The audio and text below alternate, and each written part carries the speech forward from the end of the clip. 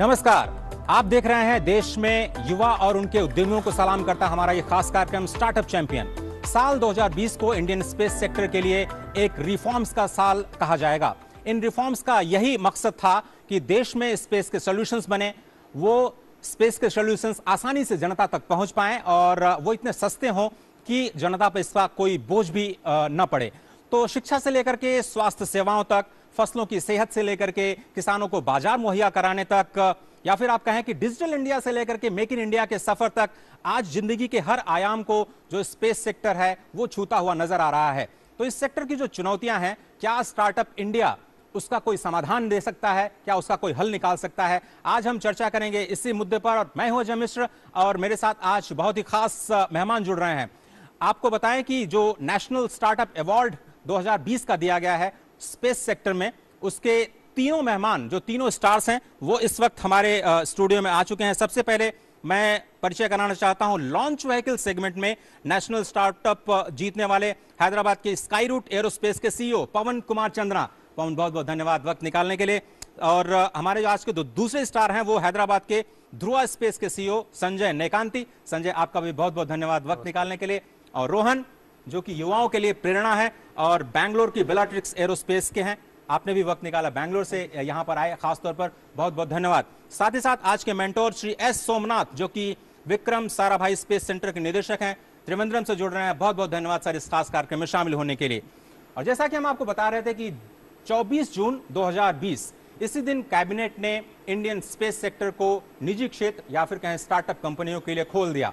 और भारत अब इस बात को समझ चुका है कि देश को अगर आत्मनिर्भर बनाना है तो इंडियन स्पेस सेक्टर को भी आत्मनिर्भर बनाना होगा। अगर इंडस्ट्री 4.0 में भारत को महारत हासिल करनी है तो फिर स्पेस सेक्टर के रिफॉर्म्स को जमीन पर लाना जरूरी होगा। तो चलिए शुरुआत करते हैं कि क्या कुछ ये हैं बड़े रिफॉर्म्स। आपको दिखाते हैं कहानी 2020 के स्पेस सेक्टर में बड़े रिफॉर्म्स की। हाल में करीब करीब हर सेक्टर में जो बड़े रिफॉर्म्स किए गए उनके पीछे भी यही एक सोच है। पहली बार स्पेस सेक्टर में प्राइवेट इन्वेस्टमेंट के रास्ते खुले, करीब करीब सारे रिस्ट्रिक्शन हटा दिए। एक प्रकार से सरकार अब की मौजूदगी महसूस नहीं होती, हर एक पर भरोसा किया गया। 60 के दशक से शुरू हुआ भारत का स्पेस प्रोग्राम आज दुनिया के लिए एक बेमिसाल उदाहरण बन चुका है। उदाहरण इस बात का कि कैसे मुश्किल परिस्थितियों के बावजूद कोई इकोसिस्टम हर किसी की जिंदगी का हिस्सा बन सकता है। आज अपने ड्राइंग रूम में आप 900 से ज्यादा टीवी चैनल्स देख पा रहे हो या फिर मोबाइल पर किसी के साथ कनेक्टेड हो। डिजिटल मैप के जरिए रोजमर्रा की जिंदगी में नेविगेशन करना हो या फिर मौसम के खतरों से बचने के लिए अपने आप को तैयार करना हो। अंतरिक्ष विज्ञान के फायदों का संसार भी अनंत है और स्पेस साइंस का यही अनंत सफर अब तैयार है स्टार्टअप इंडिया की अनंत संभावनाओं को जमीन पर उतारने के लिए। साल 2019 में इसरो ने तमिलनाडु के ही एक स्टूडेंट द्वारा बनाया गया दुनिया का सबसे हल्का और सबसे छोटा सैटेलाइट कलाम सेट को लॉन्च कर इतिहास रच दिया।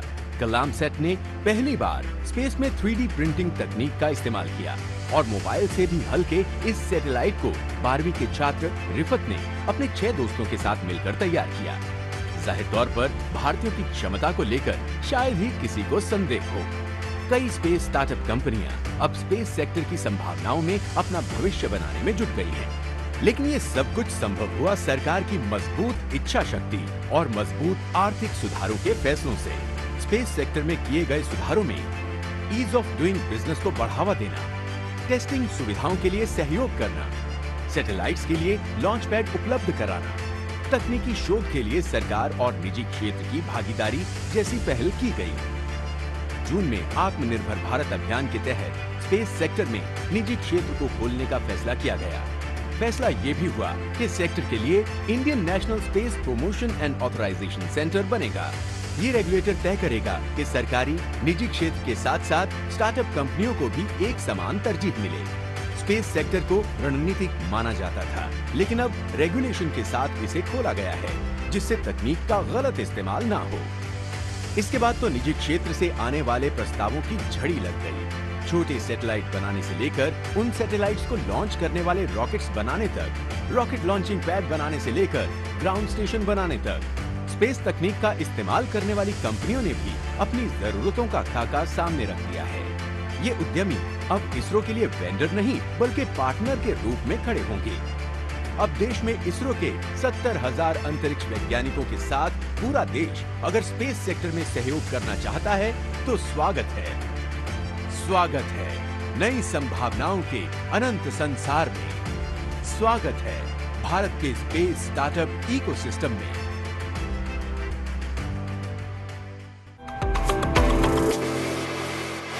तो अगर भारत के स्पेस स्टार्टअप इकोसिस्टम की बात करें तो अगर 2014 में देखें तो करीब 1800 स्टार्टअप कंपनियां थी। अगर मैं गलत नहीं हूं तो इस वक्त 6000 से ज्यादा स्टार्टअप कंपनियां इस सेक्टर में काम कर रही हैं। हमारी आज की जो पहली स्टोरी है वो है हैदराबाद के स्काई रूट की। और स्काई रूट की अगर हम बात करें तो ये कंपनी जो है स्मॉल सैटेलाइट लॉन्च व्हीकल बनाती है, जिसे हम आम भाषा में रॉकेट कहते हैं। लेकिन ये सफर बिल्कुल आसान नहीं था। लिक्विड इंजन की बात करें, सॉलिड इंजन की बात करें, दोनों ही टेस्ट कंप्लीट हो चुके हैं। और आपको सबसे पहले स्काई रूट की कहानी दिखाते हैं, एक ऐसी कंपनी जिसका सपना है कि वो आपके स्पेस के सफर को हवाई सफर जैसा विश्वसनीय, भरोसेमंद और सस्ता बना पाए। तो आइए देखते हैं सबसे पहले स्काई रूट की ये जबरदस्त कहानी।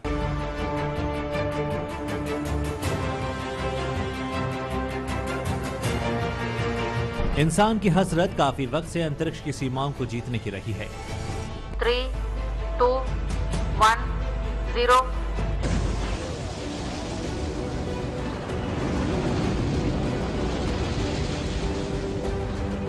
यहाँ तक कि इंसान चंद्रमा और मंगल पर रिहाइश करने का ख्वाब संजोए हुए है।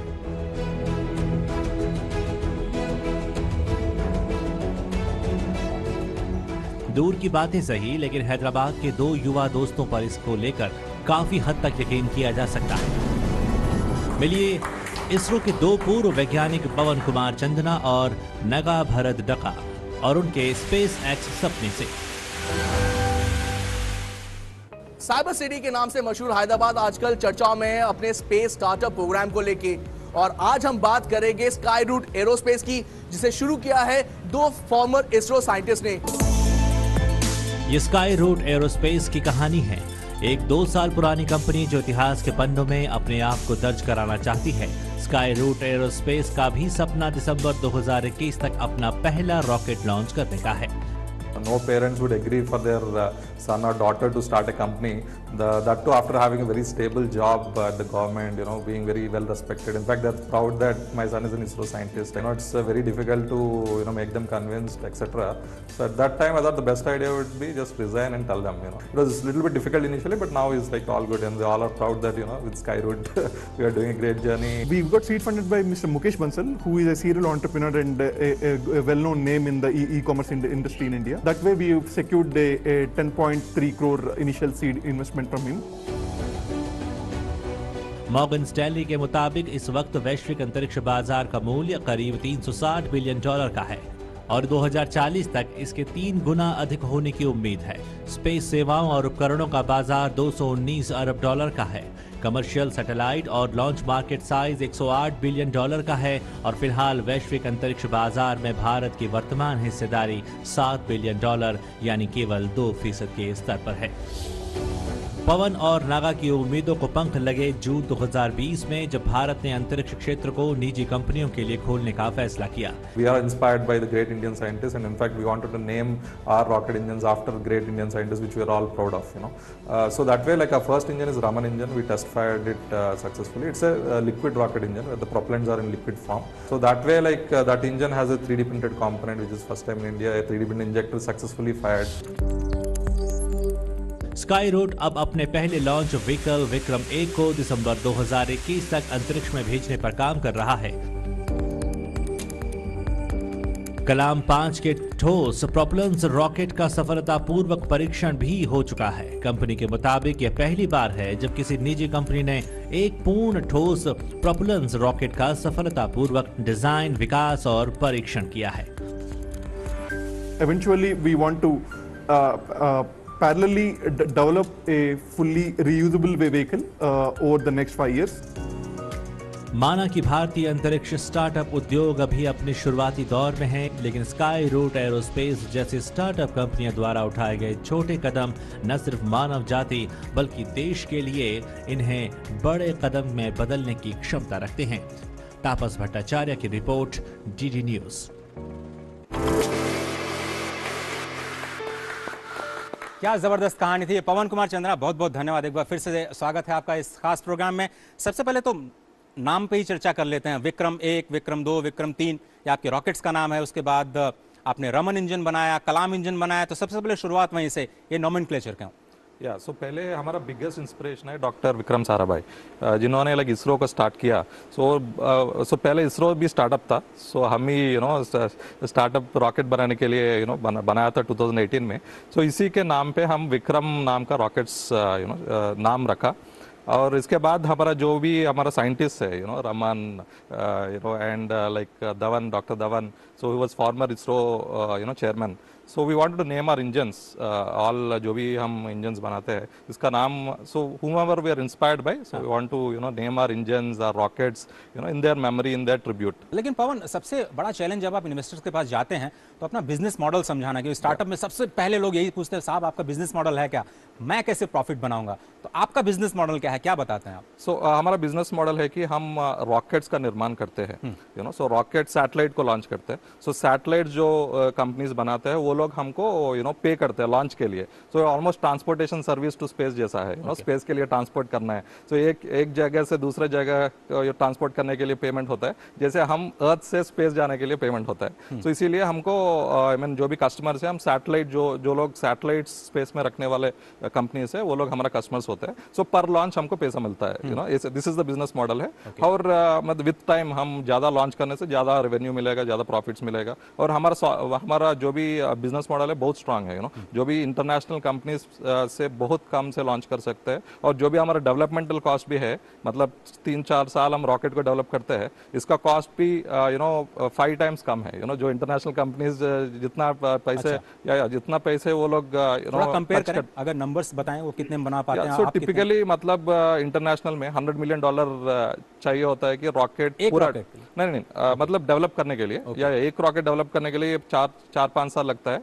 सो 4-5 साल $100 मिलियन या मिनिमम जो भी अभी तक जो भी लॉन्च किया, मिनिमम $100 मिलियन स्पेंड किया फर्स्ट लॉन्च तक जाने के लिए। हम 5 टाइम्स कम कॉस्ट में जा सकते हैं। और 1-2 साल में हम लॉन्च करेंगे, सो 5 गुना कम कॉस्ट में हम लॉन्च कर सकते हैं। तो भारत की मेरे ख्याल से पहचान ही यही है कि वो बिल्कुल कॉस्ट इफेक्टिव सॉल्यूशंस देता है, और शायद आप लोग इसीलिए सबसे अलग देखे जाते हैं। लेकिन क्या आप लॉन्च व्हीकल फैक्ट्री बनने का एक सपना देखते हैं? आप कितने, मान लीजिए अगर आपको पैसे मिलते हैं तो आप ऐसे कितने रॉकेट्स बना सकते हैं? कैपेसिटी क्या देख रहे हैं आप फ्यूचर? ठीक है, मतलब लॉन्ग रन में हम 1 हफ्ते में भी एक रॉकेट बना सकते हैं।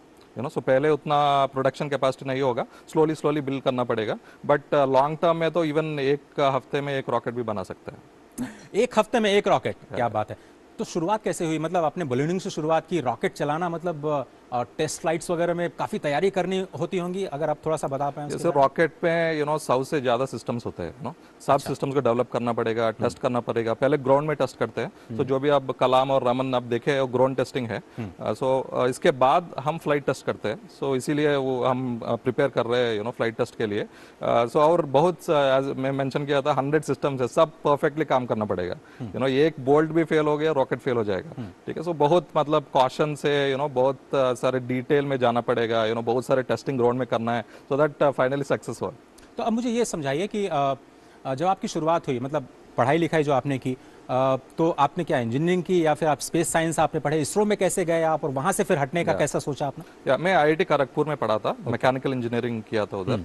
और उस टाइम में भी मैं बहुत एंथुसियास्टिक था स्पेस और रॉकेट्स के। सो मैकेनिकल इंजीनियरिंग में मैं समझता हूँ कि रॉकेट सबसे मुश्किल चीज़ है, सबसे चैलेंजिंग चीज़ है, और स्पेस सबसे चैलेंजिंग एनवायरनमेंट है। सो इसीलिए मैं मतलब इसरो में ज्वाइन करना चाहता था और इसरो कैंपस में आया था।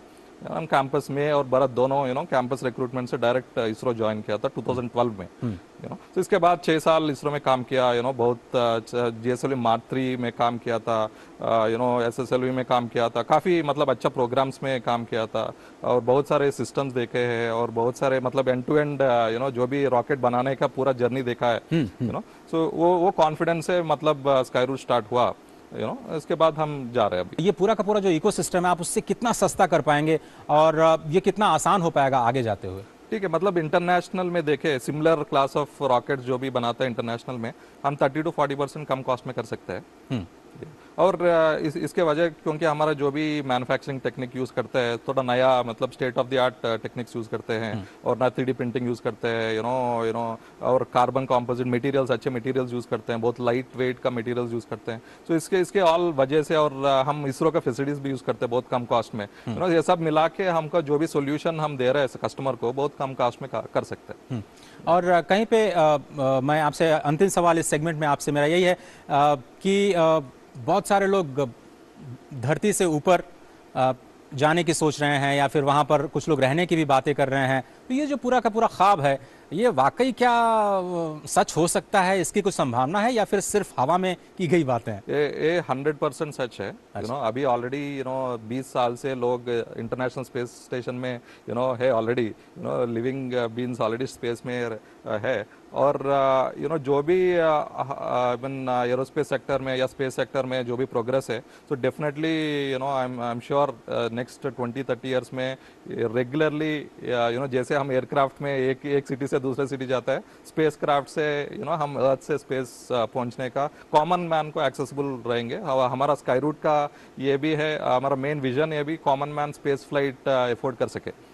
सो जरूर होगा, बट वो मतलब 20-30 साल लगेंगे, बट हम कोशिश करेंगे जल्दी कर सकते हैं। तो पवन कुमार चंद्रा बहुत धन्यवाद। और अब मैं आज के जो मेंटोर हैं हमारे श्री सोमनाथ जी, उनका कमेंट ले लेते हैं। सोमनाथ सर, स्काई रूट के बारे में आपका कमेंट, कैसा भविष्य लग रहा है इनका? पवन, कंग्रेचुलेशंस, मेरा अभिनंदन आपके लिए नेशनल स्टार्टअप अवार्ड मिलने का बारे में। मेरा एक पहलू है, आपने ये रियूजेबल लॉन्च व्हील के बारे में बोला था ना, ये कैसा है कंसेप्ट है आपके साथ ये रियूजेबल लॉन्च व्हील का? सो जो हम सोच रहे हैं सो अभी रियूजेबल लॉन्च व्हीकल्स कुछ कंपनीज में बनाया था ऑलरेडी इंटरनेशनली में। सो मतलब वो एक स्टेज का रियूज कर रहे हैं अच्छा। सो हम जो भी हम सोच रहे हैं पूरा व्हीकल को रियूज करने का प्लान, मतलब पहले डिजाइन से भी फर्स्ट स्टेज भी वापस आ जाएगा, सेकंड स्टेज भी वापस आएगा। सो उस टाइप का हम डिजाइन फेज में है अभी। सो आपका हेल्प भी लेंगे सर हम, सो इसरो का हेल्प भी लेंगे और साथ में काम करेंगे और हम ये सब हम बहुत जल्दी कर सकते हैं। इसरो तो हमारा इंस्पिरेशन है, हम भी इसरो से सो हम साथ में काम करने से हम जल्दी कर सकते हैं और इंटरनेशनल कंपनी से हम कम्पीट भी कर सकते हैं। तो पवन, क्या आप बोल रहे हैं कि हवाई जहाज की तरह ये सारे जो आपके रॉकेट्स हैं वापस धरती पे आएंगे, फिर से आप उनको भेज पाएंगे? यस, मतलब एयरक्राफ्ट जैसा, एयरक्राफ्ट मतलब हम जस्ट फ्यूल भरते हैं सो इस टाइप का रॉकेट्स भी एयरक्राफ्ट जैसा बनाना है, वो विजन स्काई रूट का विजन है। सोमनाथ सर प्लीज आपका कमेंट, फिर मैं ब्रेक पे जाता हूँ। या मैं कुछ समझ सक आपके ये कंसेप्ट के बारे में। पवन, हमको पता है रॉकेट रियूजेबल का ये स्पेसएक्स का मॉडल है, नासा स्पेस शटल का मॉडल भी है जो कि विंग होने वाले रॉकेट है, रिटर्न रेट्रो प्रोपल्शन वाला रॉकेट है। ये सब होने के नाते हमको यही पहुंच सकता है कि हमारा ट्रांसपोर्टेशन कॉस्ट बहुत कम हो जाए। कितना कम हो सकता है ये रियूजेबिलिटी में? हमारे दर्शकों के बेनिफिट में आप बोलिए।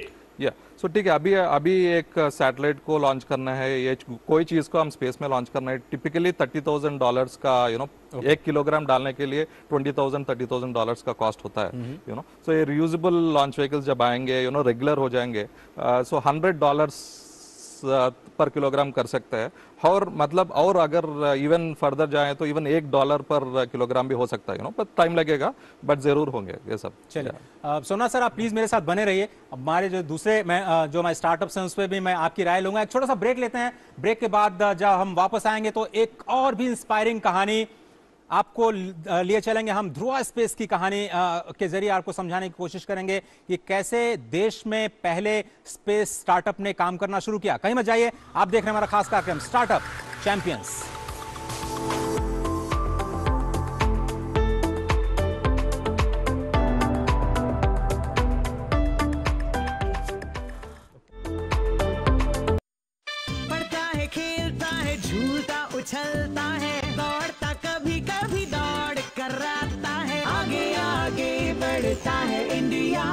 अमूल दूध पीता है इंडिया।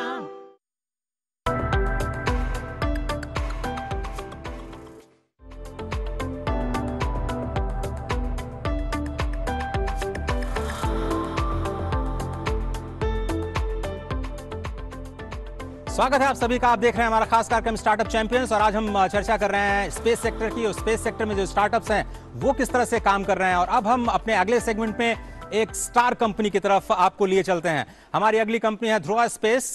देश में प्राइवेट सेक्टर में स्पेस का काम करने वाली पहली कंपनी, जिसने शुरुआत तो की छोटी, लेकिन अब वो तीनों ही सेगमेंट में, सैटेलाइट बनाने में, सैटेलाइट को लॉन्च करने में और जो ग्राउंड ऑपरेशंस होते हैं उसमें काम करती हुई नजर आ रही है। और ये एक जीता जागता उदाहरण है मेक इन इंडिया का ग्लोबल होने का। क्योंकि ध्रुवा स्पेस अगर हम बात करें तो वो अमेरिका में जो स्पेस स्टेशन हैं वहां से लॉन्चिंग की बात कर रहे हैं।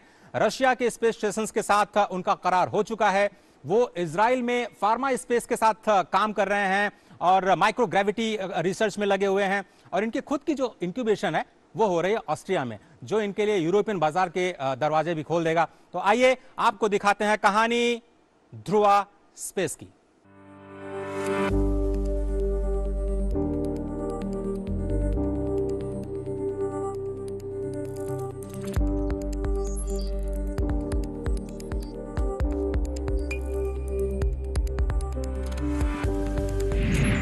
भारत के स्पेस सेक्टर को निजी क्षेत्र और स्टार्टअप्स के लिए खोले जाने को पूरे सेक्टर में एक फील गुड फैक्टर के तौर पर लिया जा रहा है। और भारत के 7 अरब डॉलर उद्योग की ओर कई विदेशी और घरेलू स्टार्टअप्स कंपनियों की निगाहें लगी हैं।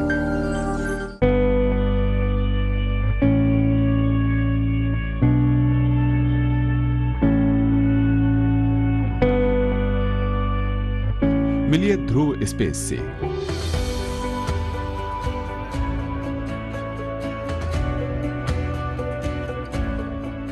2012 में शुरू हुआ सफर फंड की कमी की वजह से रुक सा गया,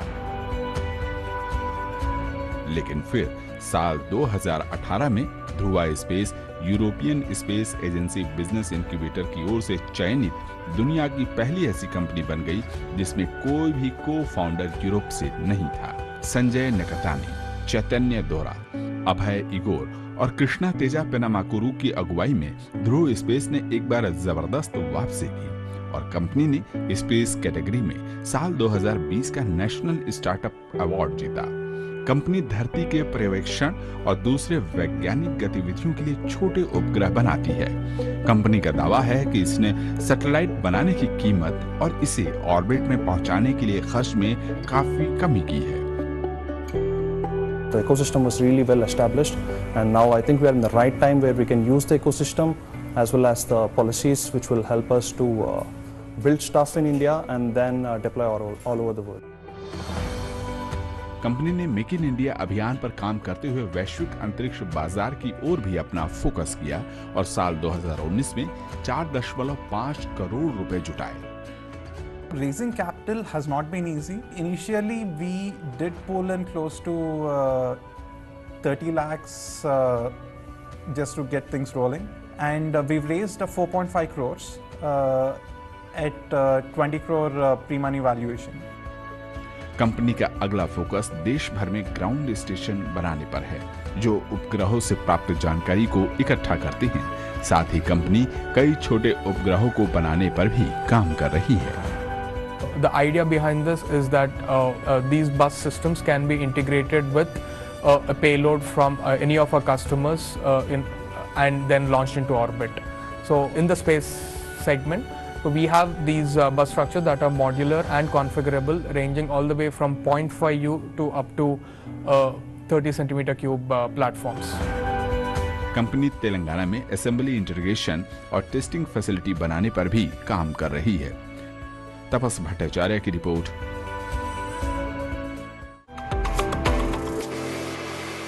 चलिए मैं स्वागत करता हूं संजय का, संजय नेकांती, जो कि इस कंपनी के सीईओ हैं। संजय, सबसे पहला सवाल आपसे यही, ये जो शुरुआत हुई काफी मुश्किल रहा होगा सफर ये, और आप पहली कंपनी जो कि प्राइवेट सेक्टर में, तो शुरुआत से हो जाए, कहानी की कैसे हुई?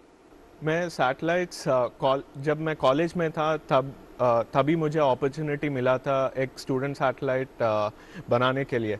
सो 2009 में मेरे यूनिवर्सिटी SRM यूनिवर्सिटी ने एक स्टूडेंट सैटेलाइट मिशन बनाने का प्रोग्राम लॉन्च किया था और इसरो के साइंटिस्ट आए थे और बता रहे थे कि हम स्टूडेंट्स भी सैटेलाइट्स बना सकते हैं। तो 2009 में किसी को भी बिलीव करने के लिए कि हम स्टूडेंट्स ऐसे कुछ कर सकते हैं बहुत मुश्किल था कि ऐसा कुछ हो सकता है बोल के।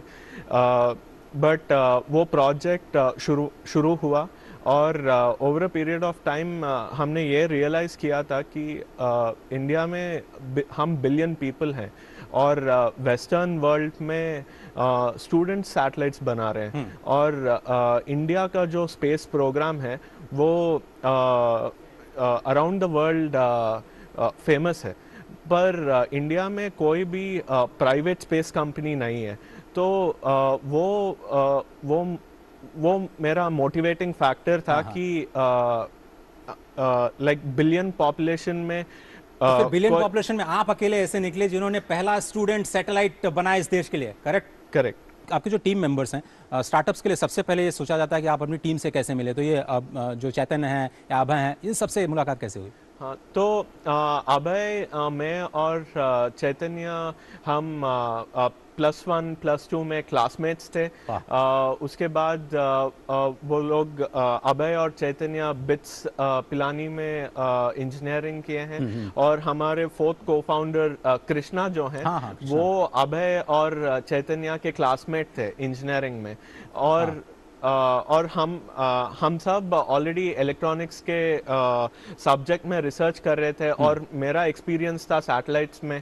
तो देवर आइडियाज मिलने से we form this team to start building satellite. तो संजय, आपका परिवार जो कि क्या आप ध्रुवा स्पेस का जो परिवार है उसके एक मेंबर हैं, बहुत ही इंटरेस्टिंग आप चारों लोगों के बारे में उन्होंने कुछ कहा है, एक बार सुन लेते हैं, उसके बाद इस बातचीत को जारी रखेंगे। आइए देखते हैं। Krishna Teja is, I think, one of the most disciplined and structured people that I've known. Chaitanya Dora, he's our party person in our group, but he's very good with numbers and extremely persistent in terms of, ensuring that the work is done. Sanjay, I think he's extremely passionate and energetic. He brings energy to this group. Abhay, I think he's very independent, very reliable. If you give him something, you can close your eyes and think that this is done. I mean, I am learning from him how to, maintain that work-life balance. So, yeah, pretty good. I think he's better than me managing that. ये बता रही थी कि work life balance करने में जो इनकी team है वो इनसे बेहतर है और शायद इन लोगों को सीखना पड़ रहा है। आप लोग सैटेलाइट फैक्ट्री बनाने पर काम कर रहे हैं, ये जो छोटे सैटेलाइट्स हैं उनकी क्या ज़रूरत है, हम क्यों बनाते हैं उसको? तो जो हम ये छोटा सैटेलाइट बनाते हैं ये लो अर्थ ऑर्बिट में रहता है। सो जनरली जो होता है, आप जब सैटेलाइट के बारे में सोचते हैं आप पहले सोचेंगे कि सैटेलाइट तो शायद एक SUV साइज का होगा, पर लास्ट 20 साल में बहुत इनोवेशन हुआ है ये सैटेलाइट के डोमेन में। तो अभी जो सैटेलाइट बनता है वो छोटा टिफिन बॉक्स के साइज से लेके छोटा वॉशिंग मशीन के साइज का हो रहा है।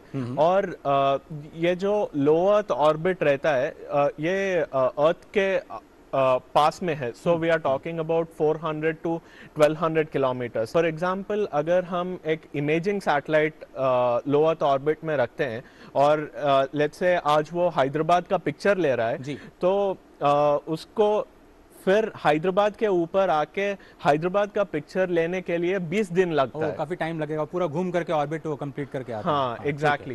पर उसका एक सॉल्यूशन ये है कि अगर हम ज्यादा सैटेलाइट्स लॉन्च करते हैं तो हम कंटिन्यूअसली ट्रैक कर सकते हैं। तो और इसका एप्लीकेशंस डे टू डे में होता है। अगर आप 1960s से लेके 2004 तक देखेंगे तो टोटल नंबर ऑफ सैटेलाइट्स जो लॉन्च हुए हैं वो करीबन 4000 सैटेलाइट होंगे।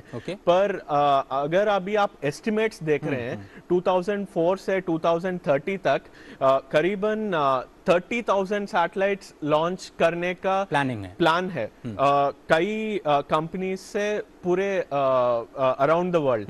तो अगर हमें 10,000 सैटेलाइट लॉन्च करना है तो इन सैटेलाइट को बहुत जल्दी मैन्युफैक्चर करना है। यूजुअली एक सैटेलाइट बनाने के लिए कई साल लग जाते हैं।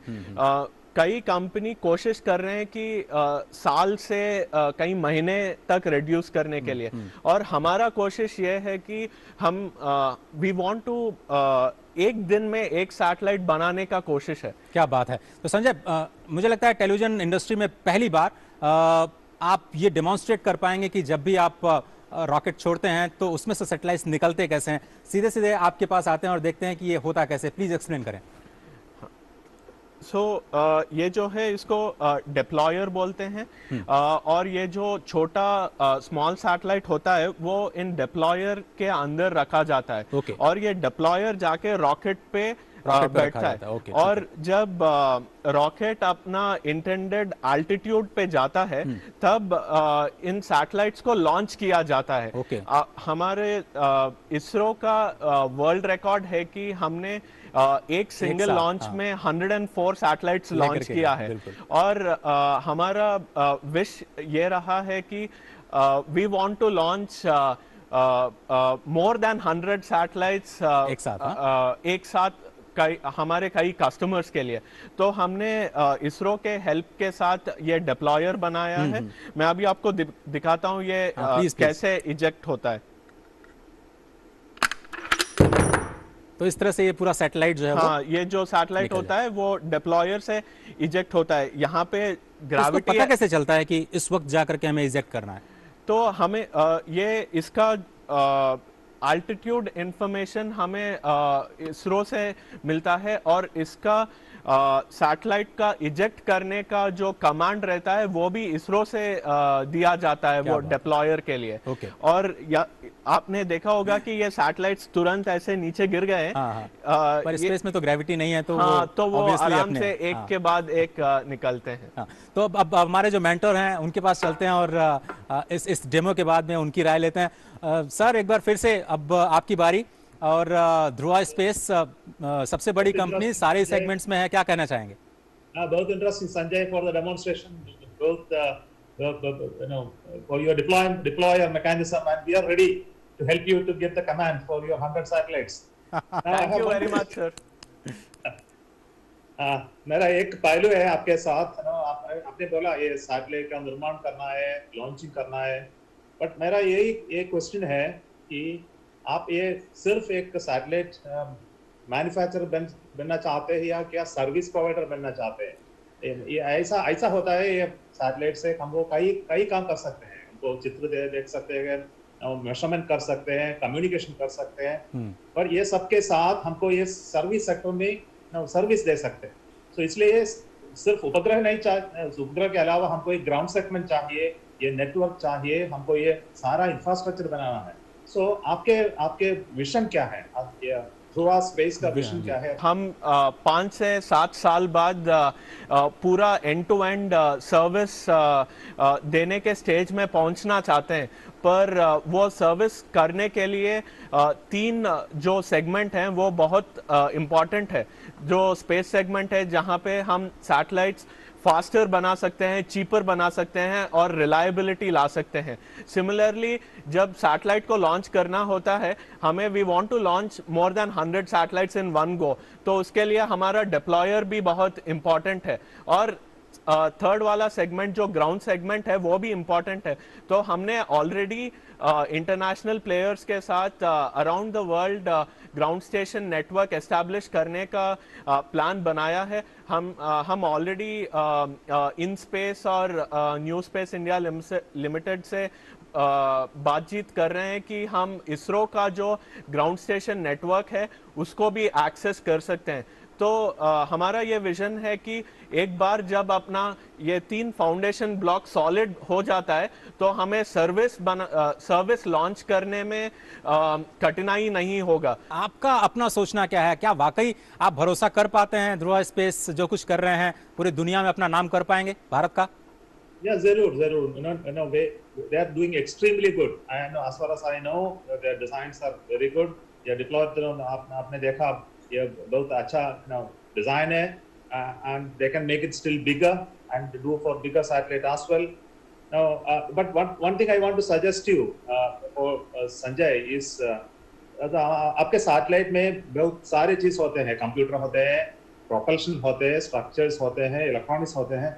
So ये सबके लिए आपको क्या चाहिए ना, ये propulsion चाहिए, ये तो और स्काईरूट और पवन कुमार से मिल सकते हैं, और आपको ये प्रोपल्शन, इलेक्ट्रिक प्रोपल्शन जो चाहिए आपको ये बेलाट्रिक्स के साथ, बेलाट्रिक्स से मिल सकते हैं। ये सब बेनवा के ये स्किल, हमारे कई स्टार्टअप कंपनी में ये स्किल होते हैं। सैटेलाइट बनाने ये सिर्फ एक स्किल नहीं है, ये सब स्किल मिला के आपको बढ़िया सैटेलाइट को बन सकते हैं लेटर स्टेज पे। अब आप बनते हैं स्मॉल सैटेलाइट 30 सेंटीमीटर क्यूब और 10 सेंटीमीटर क्यूब सैटेलाइट, हमको यही होना है कि हमारा बिगर सैटेलाइट बन सके। इसके लिए हमें कई टेक्नोलॉजी की आवश्यकता होती है, ये सब आपके साथियों से मिल सकते हैं। So I would like to see collaboration among you 3 guys and see take it to the next higher level. Sir हम ऑलरेडी स्काईरूट के साथ MOU कर चुके हैं। हम अपने कस्टमर्स के सैटेलाइट विक्रम रॉकेट पे लॉन्च करना चाहते हैं। हम ऑलरेडी बेलाट्रिक्स के साथ काम कर रहे हैं। बिल्कुल सर, मुझे लगता है सर कि यही कोशिश भी है कि जो इसरो का जो कोर फोकस है वो R&D पे रहे और बाकी जो स्टार्टअप कंपनियां हैं वो अपना काम करें और प्रॉफिट पे ध्यान दें और पूरी दुनिया में भारत का नाम रोशन करें। तो संजय, बहुत बहुत धन्यवाद और शुभकामनाएं आपके आगे के सफर के लिए। तो इस कहानी में तो सिर्फ इतना ही, लेकिन ब्रेक के बाद जब हम वापस आएंगे तो एक बहुत ही एक्साइटिंग कहानी इंतजार कर रही है ब्रेक के उस पार, कहानी बेलाट्रिक्स एरोस्पेस की। आप देख रहे हैं हमारा खास कार्यक्रम स्टार्टअप चैंपियंस।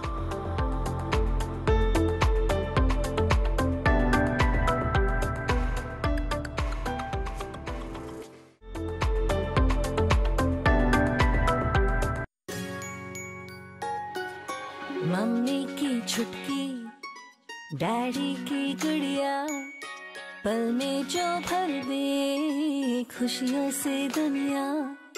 खट्टी मीठी बातें, मस्ती मुलाकातें, दिल में बसी सबके इस घर की बेटियां। हर घर के हर दिल में बसा अमूल ताजा, हमेशा फ्रेश। इस घर की बेटियां।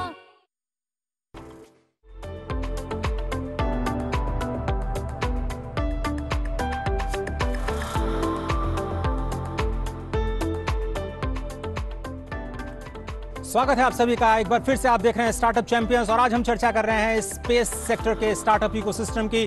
देश में 6000 से ज्यादा स्टार्टअप इकोसिस्टम में स्पेस सेक्टर में कंपनियां काम कर रही हैं, लेकिन अब हम आपको लिए चलते हैं बैंगलोर और वहां पर हम दिखाएंगे आपको बेलाट्रिक्स एरोस्पेस की कहानी। एक ऐसी कहानी जो सभी युवाओं के लिए प्रेरणा का स्रोत बन चुकी है, क्योंकि जो बेंगलुरु के रोहन है और उनके साथी जो हैं यशस, उनका जो जीवन है अब एक मिशन बन चुका है। मिशन इस बात का कि जो रॉकेट है उसको पानी से कैसे चलाया जाए। आइए देखते हैं ये खूबसूरत स्टोरी और उसके बाद एक बहुत ही इंटरेस्टिंग चर्चा पर वापस लौटेंगे। दिखाते हैं स्टोरी।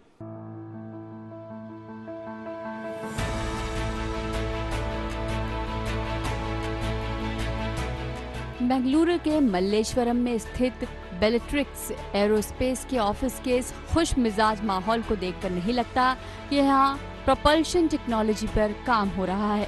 यहाँ काम करने वाले युवा कर्मचारी एक कॉल सेंटर या कॉलेज कैंपस के युवक नजर आते हैं, लेकिन यकीन मानिए ये सारे स्पेस साइंटिस्ट हैं जो हंसते हंसाते नई टेक्नोलॉजी पर काम कर रहे हैं। मानो ये कह रहे हो कि इनका काम कोई रॉकेट साइंस नहीं। ये है रोहन गणपति जो कंपनी के फाउंडर CEO हैं, और ये है यशस कर्णम जो अपनी टीम के लिए प्रेरणा स्रोत हैं।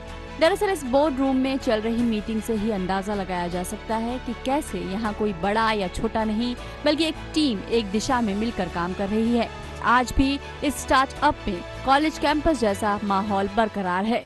Passion is like your profession. बिल्कुल भी ऐसा नहीं लगता है कि अब बस हमें भागना है यहाँ से, और हम बहुत इंजॉय करके काम करते हैं। प्रपल्शन टेक्नोलॉजी का मतलब यशस सरल भाषा में समझाते हैं। उदाहरण के तौर पर जैसे ही कारों के चलने के लिए इंजन की आवश्यकता होती है, वैसे ही उपग्रहों को अपनी समर्पित कक्षाओं तक पहुंचने और उचित अभिविन्यास बनाए रखने के लिए कक्षाओं में रहने के लिए थ्रस्ट या पुश की जरूरत होती है। यही पुश सभी उपग्रहों का एक अभिन्न हिस्सा है और इस टेक्नोलॉजी को इलेक्ट्रिक प्लाज्मा माइक्रोवेव टेक्नोलॉजी के तौर पर जाना जाता है। लेकिन इसे पानी से तैयार करना अपने आप में बड़ा इनोवेशन है और जब रोहन गणपति की कंपनी ने इसे तैयार कर साबित किया तो सबसे पहले अंतरिक्ष का सबसे बड़ा प्लेयर इसरो इस टेक्नोलॉजी का खरीदार बना। पूर्व राष्ट्रपति डॉक्टर APJ अब्दुल कलाम ने शायद ये बात सच कही थी कि सपना वो होता है जो आपको सोने न दे और आप जागते हुए उसे पूरा कर सकें। और इस बात को बेलेट्रिक्स में काम करने वाले दर्जनों युवा वैज्ञानिक और उनके संस्थापक ने मिलकर इसे पूरा किया है। लेकिन इस युवा टीम के लिए शुरुआत आसान नहीं थी। JSW की तरफ से सिर्फ 20 लाख रुपए से ये शुरुआत हुई, जबकि इस लैब में नजर आ रहे सिमुलेशन चैम्बर्स जो वास्तव में टेस्टिंग के लिए अंतरिक्ष जैसा माहौल पैदा करते हैं, उनकी कीमत करोड़ों में है। अमेरिका में एक सम्मेलन में रोहन ने प्रपल्शन टेक्नोलॉजी पर एक पेपर प्रेजेंट किया था तो किसी ने भी एक स्पेस स्टार्टअप पर भरोसा नहीं किया था। लेकिन इस समय इसरो चेयरमैन किरण कुमार ने रोहन और उनकी टीम पर भरोसा जताया और इस टेक्नोलॉजी के खरीदार बने। काम कर रहे हैं और हम प्रोडक्ट बना रहे हैं और टेस्टिंग करके रिजल्ट्स को शेयर कर रहे हैं। बेलेट्रिक्स की टीम इसरो के लिए 2 स्टेज लॉन्च व्हीकल चेतक यानी रॉकेट तैयार कर रही है जो सस्ता, फ्यूल एफिशिएंट और इंडिया के आत्मनिर्भर भारत की नायाब मिसाल कायम करने जा रहा है और ये 2023 में बनकर तैयार हो सकता है।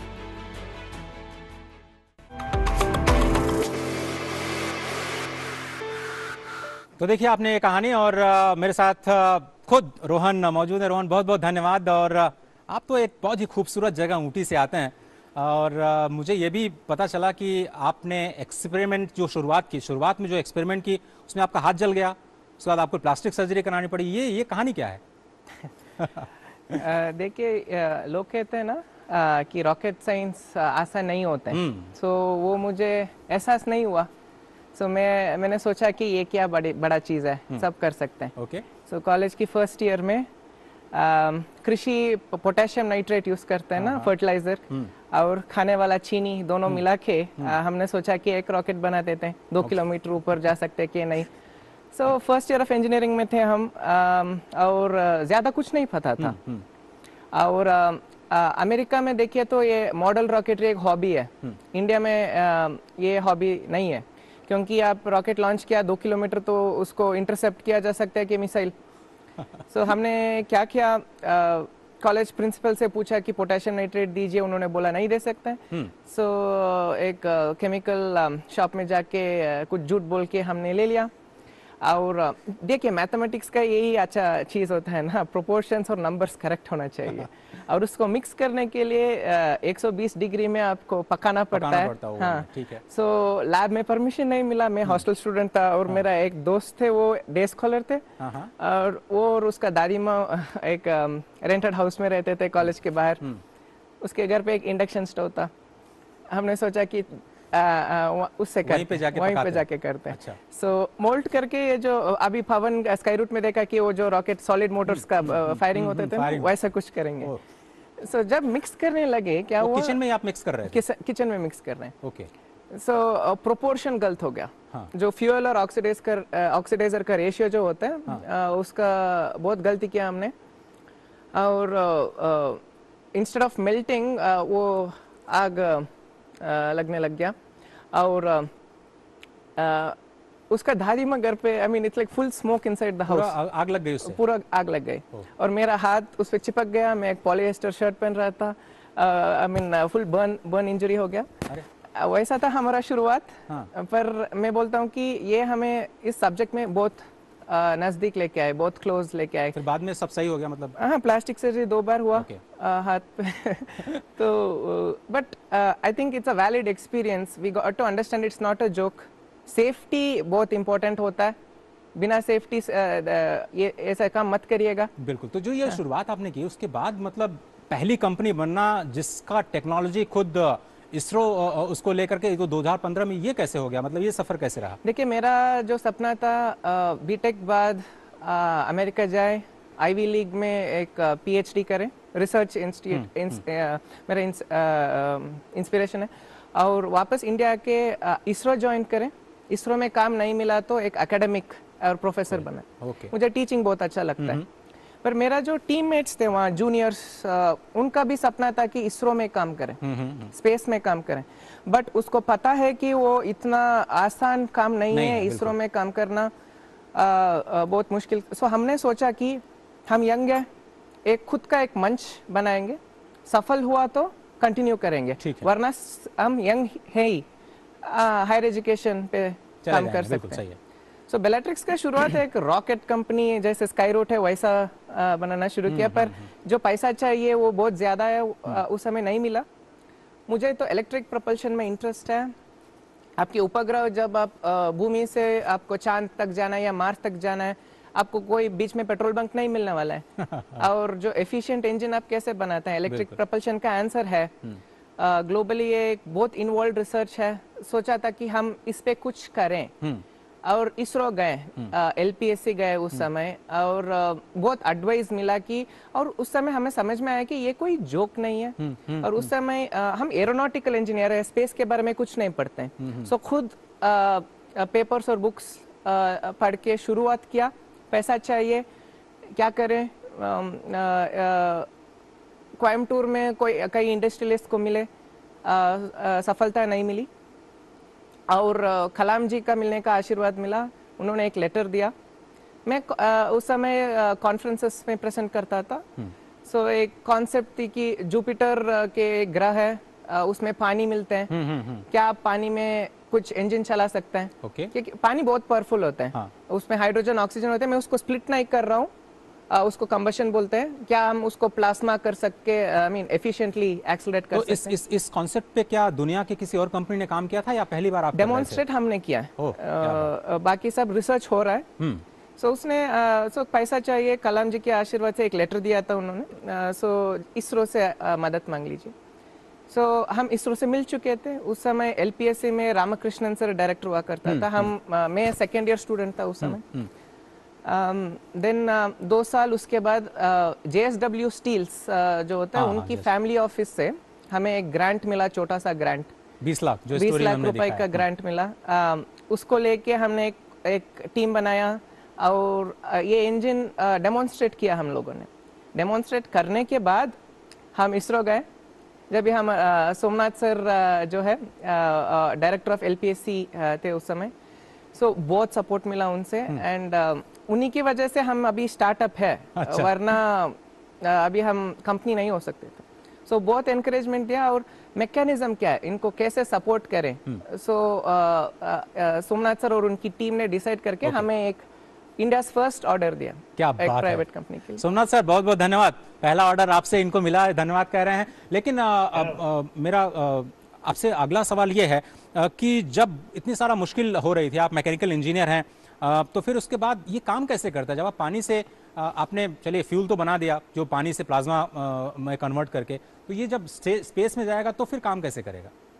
देखिए, इसको हम माइक्रोवेव्स यूज करते हैं पानी को प्लाज्मा करने के लिए। अब आपको पता है कि पानी उबालेगा, 100 डिग्री बॉईल होगा, 100 डिग्री में 1 एटमॉस्फेयर प्रेशर। स्पेस जाएगा तो वैक्यूम है, प्रेशर बहुत कम होता है। तो सिर्फ 30 डिग्री 25 डिग्री में पानी बॉईल होने शुरू होते हैं।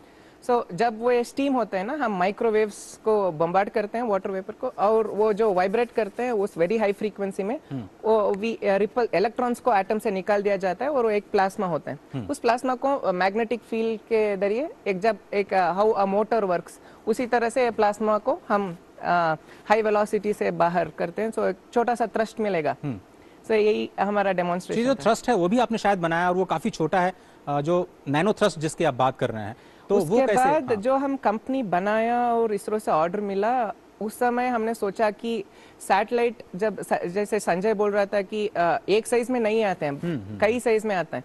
सो एक सैटेलाइट को प्रोपल्शन सिस्टम एफिशिएंट होना चाहिए। छोटा सैटेलाइट के लिए बड़ा इंजन नहीं डाल सकते।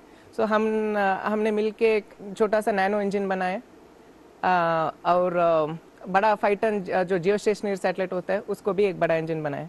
सो टेक्नोलॉजी डिफरेंट है ऑफ कोर्स। तो चलिए फिर सोमनाथ सर जिनका आपने जिक्र किया उनका एक कमेंट ले लेते हैं। सोमनाथ सर, इस वक्त रोहन हमारे साथ हैं, क्या कुछ कहना चाहेंगे और फ्यूचर जर्नी किस तरह से इसरो के साथ इनके चले, क्या कुछ गाइडेंस देना चाहेंगे?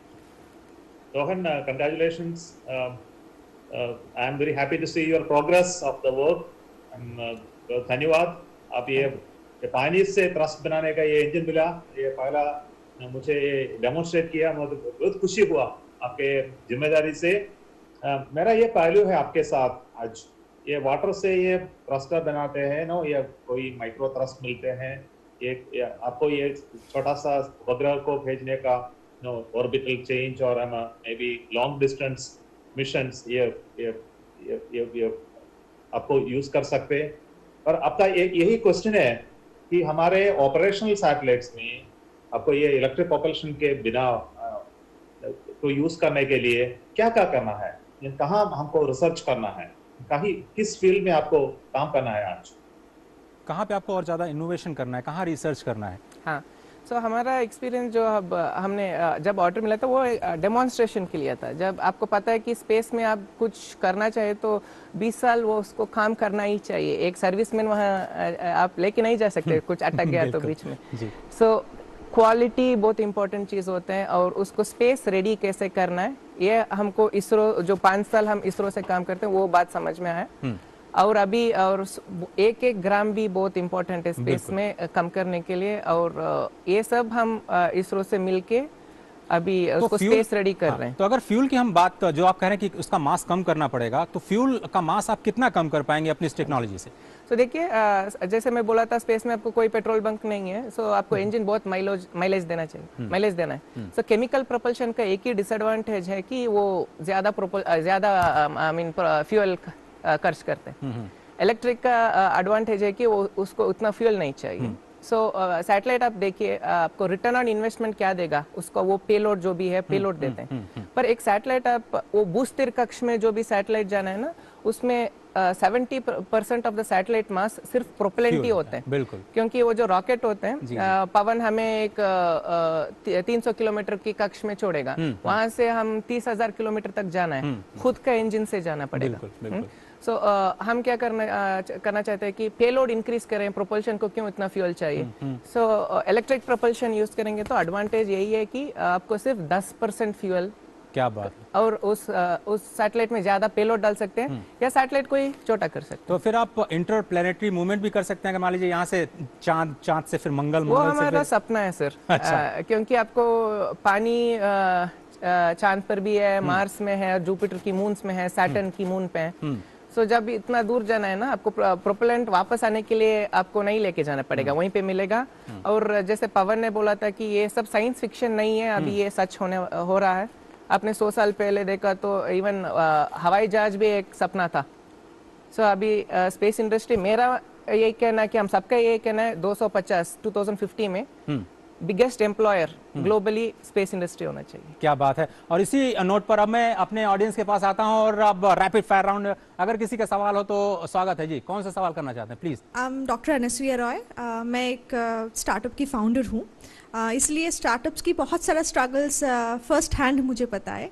तो my question is specifically to you Sanjay, on the lines what you have just said, Indian startup ecosystem is still evolving. आज तो मतलब बहुत ज़्यादा इवॉल्व होके एक बहुत अच्छा प्लेटफॉर्म हमें मिल चुका है, but how would you compare वो जो स्टार्टअप का प्लेटफॉर्म जो इंडिया से मिला है और जो इंटरनेशनल के साथ अगर हम कंपेयर करें, so how will you rate Indian startup ecosystem as of now? It's a very interesting question because I started my company in 2012 और जब मैंने स्टार्ट किया था जो इन्वेस्टर सर्कल था वो भी बहुत लिमिटेड था। तो it is related to the previous question. So अभी जो मेरा लॉजिक यही रहा है कि इंडिया में वी आर 1 billion people और convincing people is something that we can do, or impossible is nothing. तो बाहर का इकोसिस्टम, ये लाइन है ना which says that the grass is greener on the other side. बस ऐसे ही लगता है कि कहीं और जाने से अच्छा रहेगा। बट इन जनरल ये है कि कोशिश करना, you have to try continuously, and there are people in India who believe it. तो 100 people से बात कीजिए और 100 people नहीं बोलेंगे तो there is a 101th person who is going to respond to it. जब हमने first round of capital raise किया था, I met 200 investors और 200 investors में there were 30 investors who agreed, but there were 170 investors जिन्होंने कहा कि ये probably नहीं हो सकता है। एंड अगर आप कोई भी सक्सेसफुल एंटरप्रेन्योर का स्टोरी देखते हैं अराउंड द वर्ल्ड, यही लेसन है, and this is what I learned और I have been building on it. तो मेरा अंतिम सवाल इस प्रोग्राम में रोहन आपसे है।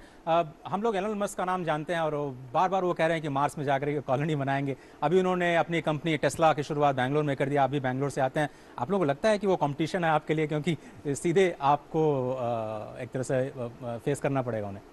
कंपटीशन अच्छा ही है, पर कंपटीशन जैसे इलॉन मस्क को हम कंपटीशन की नज़रिए से नहीं देखना चाहिए, उसको एक इंस्पिरेशन मानना चाहिए। क्योंकि वो जब स्पेस एक्स शुरू किया था यूएस पे, जब हम अभी इंडिया में जो सिनारियो है ओपनिंग अप सिमिलर सिचुएशन पे था, और जो अभी he has what he has achieved, that's very inspiring.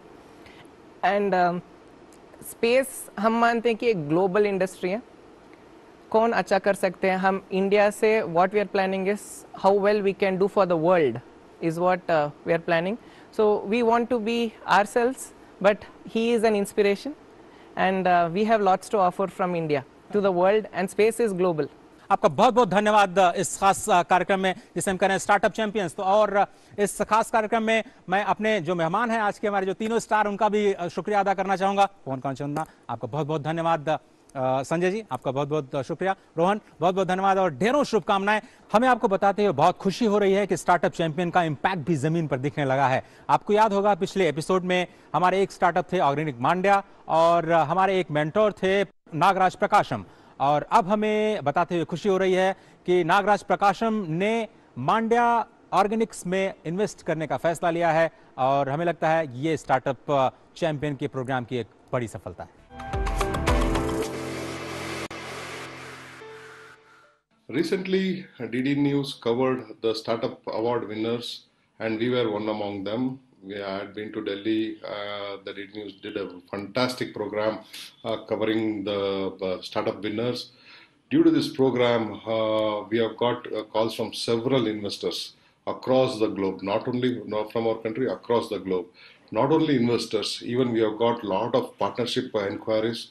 And people have called us asking us to give franchises across the country, and we have even received calls from United States and United Kingdom and UAE to give franchises of Organic Mandya. So I'm extremely thankful for making this happen. DD has done a wonderful job. It's an encouragement for budding entrepreneurs like us. Thank you very much, DD. Organic Mandya is doing is very, very interesting, where 1 lakh for a 1 acre project to lure the people who migrated from Mandya as well as who returned back during this crisis to bring into agriculture. It's a fantastic project. I was telling him about in Carbon Master, we are creating micro entrepreneurs where in Kolar, a micro entrepreneur take our organic fertilizer and selling it to the farmers. So I was kind of telling him that let's make collaboration around this as well, so that the organic fertilizer of Carbon Masters can be sold to the farmers of Organic Mandya through these micro entrepreneurs. So it was very funny to say that waste of Bangalore going to Mandya to grow the vegetables, it's come back to feed the people in Bangalore. This arrangement is fantastic. I thank Startup India for making this connection. I wish all the best to Organic Mandya. Thank you very much.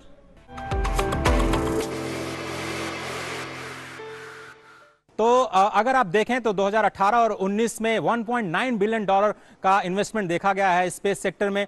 2020 में अब reform की शुरुआत हो गई है और 2021 मुझे लगता है ये तीनों ही स्टार्टअप्स के लिए बहुत ही एक्साइटिंग होने जा रहा है। आप सभी ऑडियंस का भी बहुत बहुत धन्यवाद इस प्रोग्राम में शामिल होने के लिए। ये सफर लगातार जारी रहेगा। फिलहाल मुझे और मेरी पूरी टीम को दीजिए इजाजत। नमस्कार।